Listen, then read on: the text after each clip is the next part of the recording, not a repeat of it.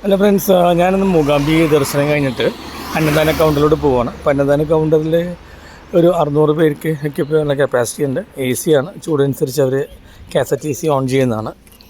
അപ്പോൾ നമ്മൾ ഹോളിലോട്ട് കയറി കഴിഞ്ഞാൽ അവർ മുകളിലോട്ടുള്ള വാതിൽ തിരക്ക് ഹോളിനനുസരിച്ച് കയറ്റി വിടുള്ളൂ. അവിടെ നമുക്ക് ഇരിക്കാനുള്ള സ്റ്റീലിൻ്റെ ബെഞ്ചുണ്ട്. ഭയങ്കര നീറ്റാണ് ഏരിയ എല്ലാം.